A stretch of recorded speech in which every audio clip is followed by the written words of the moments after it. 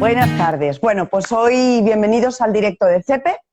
Hoy queremos hablar sobre los miedos, sus causas más profundas y sobre todo buscar herramientas no solo para gestionarlo nosotros, sino para ayudar a los más pequeños a gestionarlo en situaciones conflictivas como puede ser el fracaso escolar o los conflictos sociales. Para ello tenemos 30 minutos de directo.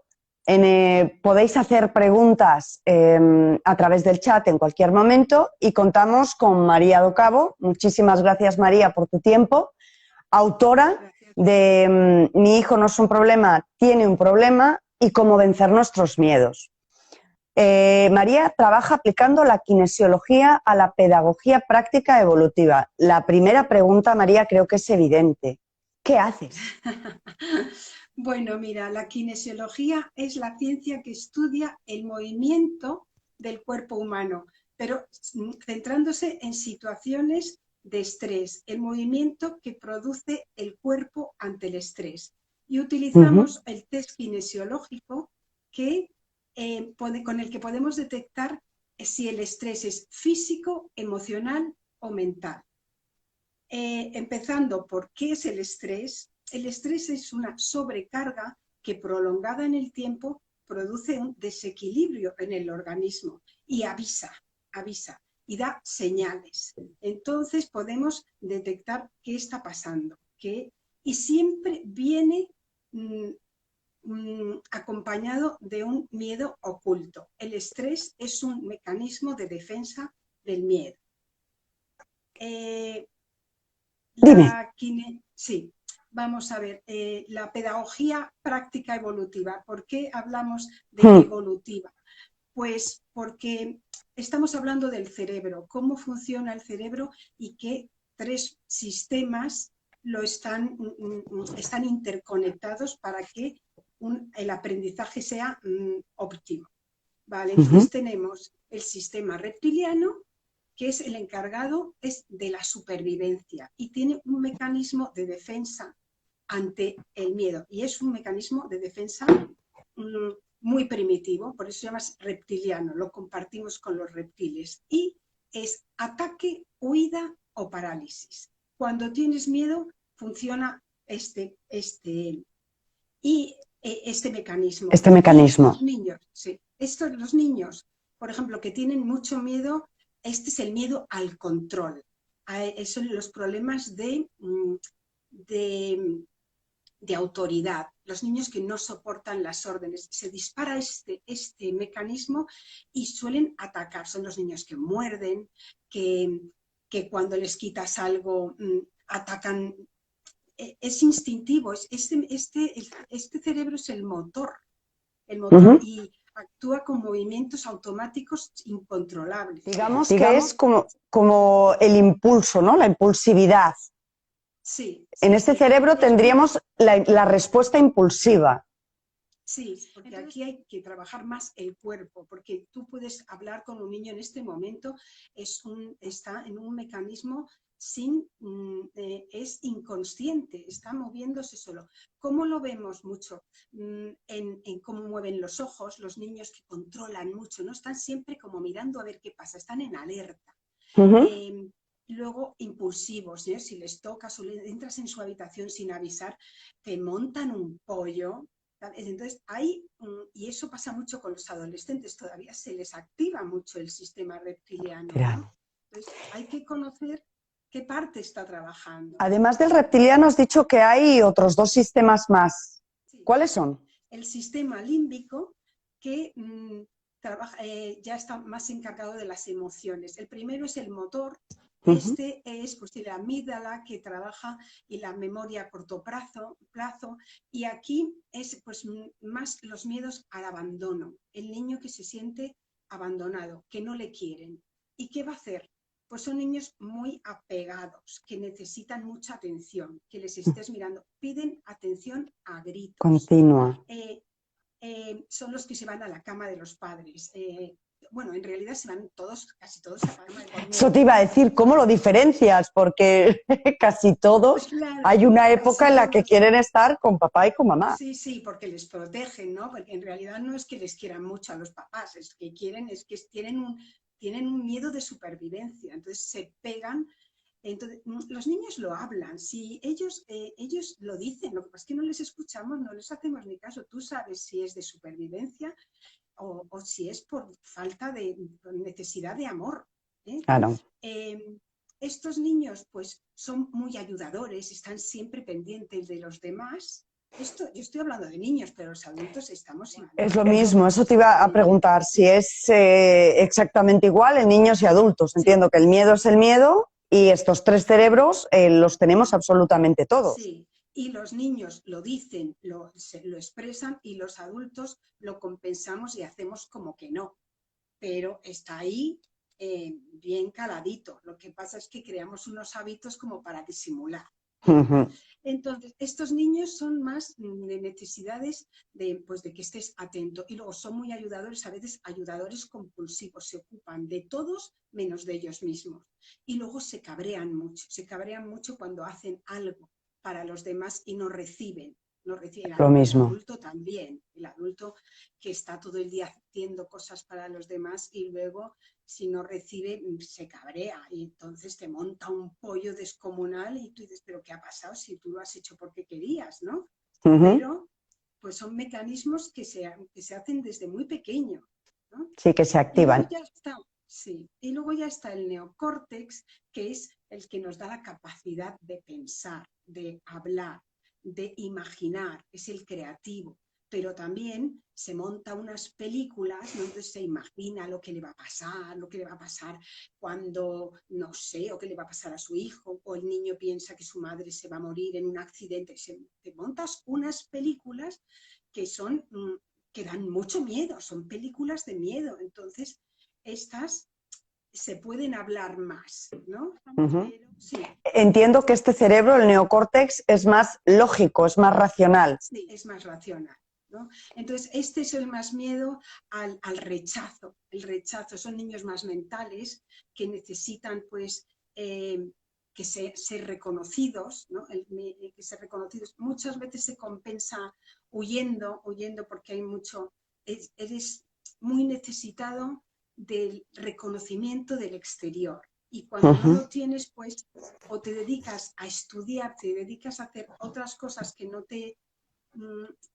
tengas tantas relaciones con las personas porque te producen mucho conflicto, entonces pues son los investigadores, los niños, filósofos, todas estas personas que tienen unas mentes brillantes, pero las relaciones humanas les cuesta. María, ¿por qué nos afecta tantísimo el miedo? ¿Respondemos todos de la misma manera? Entiendo que no, que parte de esta pregunta me la has contestado antes. El miedo afecta a niños y adultos y entiendo que los sistemas son los mismos, pero ¿y las respuestas? El niño lo dice y lo dice bien claro. Y te dice, imagínate tú, por ejemplo, ir al colegio y todos los días tú llegas a un sitio donde hay unas relaciones sociales que producen, que es mucho trabajo, o sea, que es que hay conflictos difíciles. Luego, a nivel mental, tienes que estar 6 horas atento a algo que normalmente te aburre, que te matas. O sea, ahora son medios más divertidos, pero es bastante aburrido poner esa atención. Y luego, pues, el reconocimiento, el miedo al fracaso, el que tus padres a lo mejor no te quieren, se te crea una serie de conflictos que yo no sé cómo estamos vivos. Porque es verdaderamente todos los días un estrés terrible, ¿no? Y si mi compañero me habla, y si la profesora me regaña, y si luego mi madre está mal, ¿sabes? Todos los días eso. Hay un dicho que a mí me hace mucha gracia, que dice que nos pasamos el resto de la vida intentando superar la infancia. No sé quién lo dijo, pero me parece un genio. Vale, María, centrándonos un poco más, cuando hablamos de fracaso escolar y de relaciones sociales, ¿qué puntos son las palancas clave para poder ayudar a los padres y a los profesores, en definitiva a los educadores, a que detecten que algo no va bien y a poder ayudar sobre todo a los más pequeños, que entiendo que en muchos de los casos no son capaces ni de explicar qué es lo que les está pasando. Bueno, hay que escuchar y observar mucho. Los movimientos, dice mucho, los movimientos de los ojos, si se van a la cama, lo están pidiendo, los niños lo dicen, lo que pasa es que no les escuchamos, hay que poner mucha atención y luego tomarlos en serio. Los niños son personas bajitas, pero tienen unas cabezas importantes. Entonces, hay que ser muy serio con lo que te están diciendo. Si tienen miedo y tú no lo sabes resolver, pide ayuda y sobre todo, mírate el tuyo. Aquí es importantísimo mirar tus propios miedos, el del educador, de los padres, porque los proyectamos. Entonces es importante trabajarse el suyo porque es una liberación tan grande el poder vivir con tu miedo. No te digo que se quita, se integra y vives con él, pero te da igual. ¿Sabes? Es una vida diferente. Entiendo, sí. Que al final lo que un poco estás contando es que el miedo no se pierde nunca, o sea, es algo que vamos a tener siempre, pero que aprendemos a convivir con él y a gestionarlo de tal manera que podemos conseguir que sea una palanca de cambio. Sí, sí, sí. Y luego cuando yo le llamo la palanca de cambio es que lo transformamos el miedo en talento, porque mira, ¿Cómo es eso? Pues mira, por ejemplo, el miedo a ser malo o defectuoso, ¿no? O a hacer las cosas mal. Pues entonces te dedicas a hacer, son estos niños que tienen que hacer todo perfecto, ¿no? Que luego los adultos igual, que degeneran en una crítica y en una autoexigencia agotadora. Entonces, primero te criticas tú. Es una autoexigencia que te agota el cuerpo. Pero tú creas un hábito de hacer las cosas muy bien, muy perfectas. Bueno, cuando tú estudias ese miedo, lo integras, lo entiendes, eso es un trabajito que hay muchos profesionales que lo hacen muy bien y que pueden ayudarnos. Bien, entonces, cuando tú lo integras, ya se te ha quedado el hábito de hacer las cosas muy bien. Pues estas personas que hacen las cosas muy bien son fundamentales para las empresas, los ordenados, que necesitan que esté todo colocadito, que nadie se equivoque. Lo que normalmente, María, llamamos cuadriculados. Un cuadriculado, un toca narices, ¿vale? Pues pueden ser muy impertinentes porque pueden estar todo el día metiéndose y no dejándote hacer nada. Pero cuando lo tienen regulado, son unos jefes estupendos porque te dejan hacer, ellos hacen y organizan muy bien. Pero eso es su talento. Pero hay que quitarle la carga de miedo porque entonces eres un pesado. Como el miedo, claro, sí, el miedo a que no te quieran. Pues tú lo que haces es hacer todo para que te quieran. Entonces eres otro pesado intentando resolverle la vida a todo el mundo. Entonces es, claro, insoportable. Entonces, cuando tú te das cuenta y luego te enfadas muchísimo cuando alguien no te responde, cuando tú te das cuenta de por qué lo haces, pues dejas de ser pesado, pero tú has creado un hábito de ayuda que son pues, los enfermeros, los médicos, los psicólogos, todos los que nos dedicamos a cuidar a los pues demás. Tenemos esa empatía porque tú desde pequeñito ya te has dado cuenta, aquí hay gente que sufre, yo voy a resolver, pero quítate tu rollo. María, has dicho antes algo que a mí me ha llamado mucho la atención. Has dicho que todos los miedos tienen su talento. Explícame esto un poco más. De cada miedo tú creas un hábito que será tu fuerza, pero será tu fuerza cuando lo tengas resuelto. O sea, es tu fuerza porque tú, igual, pues, como te decía, pues el que hace las cosas muy bien, las hace muy bien. El que ayuda, pues es un fantástico.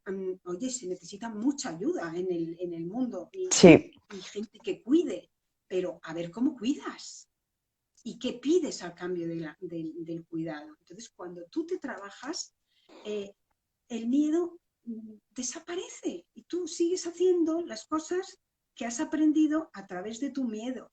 Ahora, si de pequeñito tienes menos, pues nos evitamos todo este rollo de que hasta los 40 claro, vamos o sea, sufriendo. entiendo que cuanto más pequeño identifiques tus miedos y cuanto más pequeño te ayuden a gestionarlos y a saber que algo negativo también tiene su parte positiva, Sí. entiendo que al final es mucho más fácil en etapas a lo mejor tan complicadas como pueden ser la adolescencia, como puede ser la pubertad. Debería haber asignatura en el colegio vida, miedo, estrés. Y todos los días hacer un trabajito, ¿no? De investigación del propio, del entorno y de tu cuerpo, cómo funcionan las señales de tu cuerpo. Y aquí al cuerpo no le hacemos ni caso y el cuerpo está avisando cada día. Los ojos, los tics, duele, el cuerpo duele, te duele el cuello, te duele todo, pero son señales importantes. Entonces, Sí, que el eso es cuerpo una habla. asignatura, claro, es una asignatura obligatoria en el cole. ¿Cómo podemos ayudar a los niños a que sean conscientes de estos miedos y a que no pasa nada por tener un miedo? ¿Y qué herramientas utilizas durante tus terapias o a la hora de aplicar tu trabajo para ayudar a los más Sí. pequeños?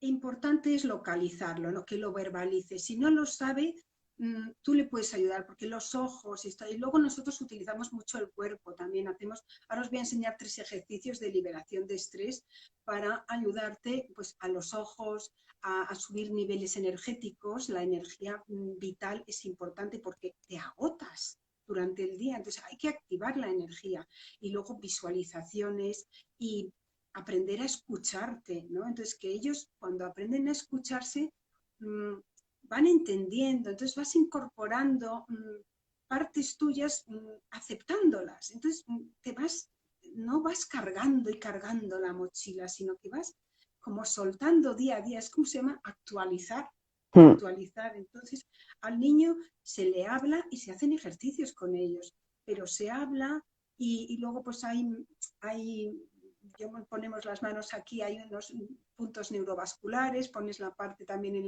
la parte de aquí atrás, ¿no? Y entonces les tumbas, les pones así las manos y le dices que te cuenten lo que ha pasado y que te gustaría, cómo les gustaría que se hubiera resuelto. Y cambian el chip, no te quedas rumiando y rumiando siempre un tema, ¿no? O mi amigo me ha pegado, o no me habla mi amiga, estas cosas que, ¿sabes?, que hacen sufrir mucho. Pues Sí. es actualizar, actualizar. María, una pregunta que me surge a raíz de toda esta conversación. Entiendo que cuando hablas de que aprendamos a escuchar a nuestro cuerpo, ¿te refieres a escuchar a nuestro instinto? No solamente a las dolencias físicas, sino a esas sensaciones en algún momento que dices, uff, esto sí, esto no, pero no sé explicar el por qué. Sí, hay que escuchar a tu mente que está todo el día hablando y decirle que se calle. La mitad de las veces que se calle. El cuerpo avisa y la intuición es muy importante. Escuchar el corazón porque manda y porque sabe mucho. Entonces, escucha, tu intuición es un mecanismo de sabiduría muy profundo. Nosotros somos muy sabios. Tenemos algo muy grande que no está reconocido. Entonces, si nos conocemos y lo escuchamos, vamos a tomar decisiones mucho más adecuadas y vamos a decir que no a miles de cosas que no nos hacen crecer. ¿Cómo podríamos, o qué ejercicios, o qué se puede hacer, ¿no? para aprender a escucharte? Porque entiendo que nos dicen todo lo contrario, según nos educan y el sistema educativo que tenemos, Sí. tanto en casa como en el colegio en muchos casos, gracias a Dios está cambiando, es haz esto porque tienes que hacer esto, haz esto porque... Y hasta determinada edad vas con las pautas marcadas. Bueno, ahora hay muchas técnicas de mindfulness y de escuchar, que también hay mucha meditación que es un poco rollo, porque estar ahí sentado horas tampoco es para todo el mundo, pero son minutitos. Cierra los ojos y siente tu cuerpo, dónde te duele o dónde lo sientes está tenso. Entonces tocas y le ayudas, ¿no? Si te duelen los hombros, pues cierras los ojos y haces así. ¿Y qué estás pensando? Entonces también ¿qué estás pensando? Que si mi madre... Y te estás montando una peli y dices, pero también hay que hablar con nuestra mente, decirle, deja de pensar cosas que te has inventado, ¿no? Nos inventamos muchas películas, entonces hay que poner atención a tu cabeza, que la cabeza, nosotros tenemos la capacidad de pensar, pero se puede pensar muy bien y muy mal. Entonces, escucha qué mensajes. Aquí, por ejemplo, Paloma Cavadas, Luis Castellanos, hay personas que trabajan muy profundamente todo esto, ¿no? La palabra, el mensaje que nos estamos dando. No sé, es que ya no se puede uno perder por las ramas. La importancia del lenguaje, ¿no? El no es lo mismo. Sí. Hay cosas que no son iguales y que tenemos que aprender a utilizar un lenguaje. Pues me parece un tema muy interesante para poder hacer otro directo, la verdad. De todas formas, también aceptamos propuestas, ¿eh? Porque es importante. En el colegio, cuando ante determinados conflictos entre alumnos, entre niños, entre profesores, que también pasa, o incluso en casa, ¿no? ¿Qué nos aconsejas que hagamos a la hora de detectar el miedo y frenar? Bueno, si estás en modo reptil, no se puede hablar. Hay que hacer.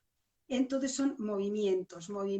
Pues mira, hay un movimiento que es el movimiento cruzado, que a lo mejor si el niño está cabreado, igual que el adulto le puedes decir, haz unos movimientos cruzados que hace que se conecten tus dos hemisferios, el izquierdo y el derecho, y que puedas haya conexión entre en todo el cerebro, ¿no? Entonces, al niño, en el libro de Mi hijo no es un problema, tiene un problema, hay ejercicios sobre los movimientos rítmicos, son muy importantes para conectar el límbico y el córtex con el reptiliano, porque para que haya una mejor conexión y puedas entender, porque cuando tú estás enfadado es que no tienes ninguna posibilidad de hablar.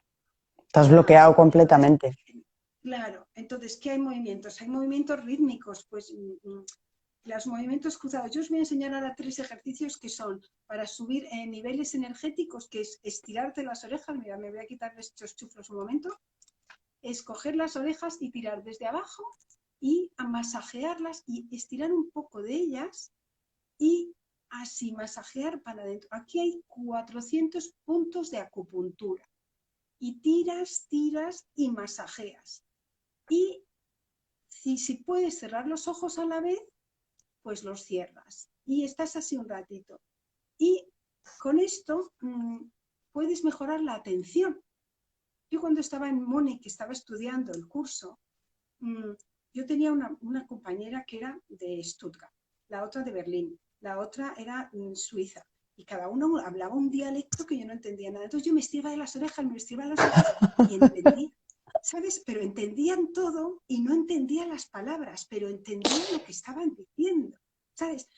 Estiramiento de orejas. Luego, movimientos de ojos. Los movimientos de ojos es mirar para arriba, para abajo, para arriba, para abajo, a un lado y al otro, a un lado y al otro, y luego hacer círculos con los ojos. Arriba, abajo, a los lados.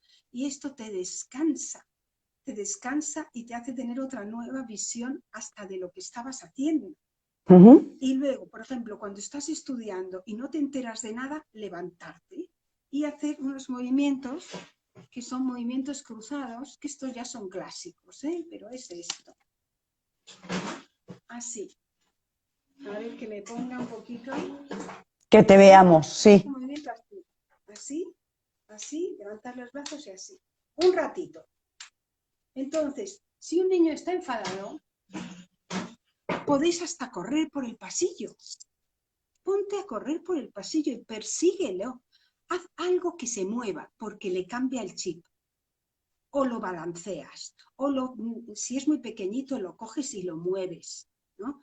Para eso están los movimientos rítmicos que son importantes, pero movimiento. La parte, el niño cuando llora porque necesita caricia, cógelo en brazos y apriétalo un buen rato, se le pasa. se le pasa, no hay que hablar tanto, hablamos mucho. Cógelo, abrázalo y se le pasa. Y luego ya puedes hablar.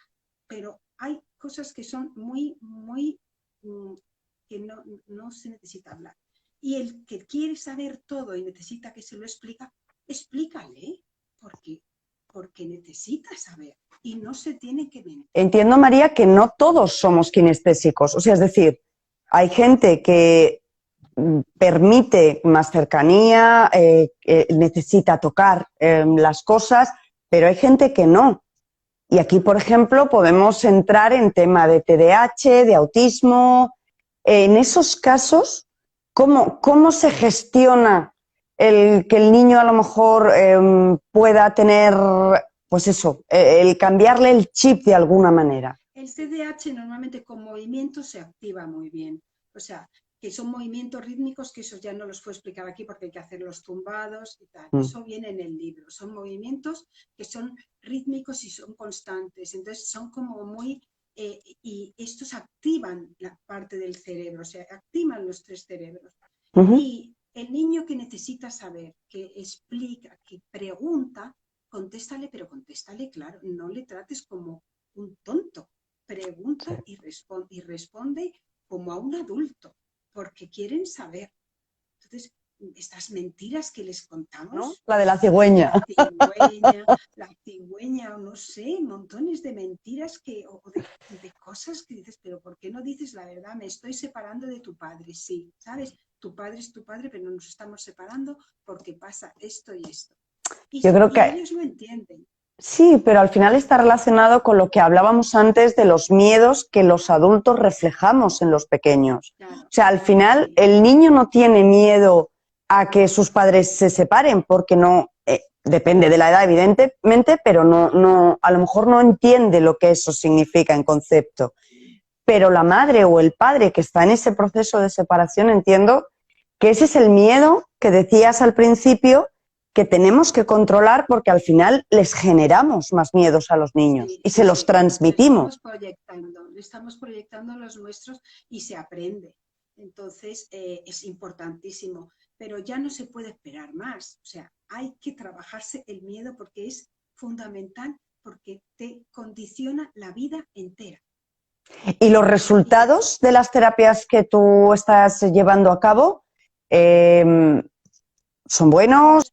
Sí, hombre, es un trabajo que requiere un tiempo, ¿no? Con los niños ellos se dan cuenta, entienden y hacen un clic muy rápido. Los adultos somos más reticentes, ¿no? Queremos quedarnos con lo que sabemos y tal, pero ¿sabes cuándo se empieza a hacer? Cuando ya no puedes más, cuando ya petas. Cuando petas, entonces haces terapias y todo esto, o cuando ya el cuerpo no te da más, ¿no? Entonces te pones muy enfermo y ahí tienes que trabajar. Es que no hay otra. No hay más, no hay verse y querer cambiar, y hacer ese esfuerzo. Y querer resolver, resolver porque hay que resolver.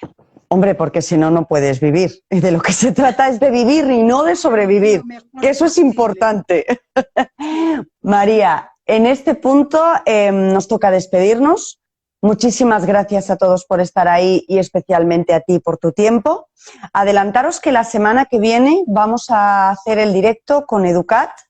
Hablaremos sobre la integración en los colegios de niños, sobre la integración en los colegios y niños con dificultades de TDAH, su experiencia y sus resultados. Así que muchas gracias de nuevo y nos vemos el jueves que viene a las 5 de la tarde.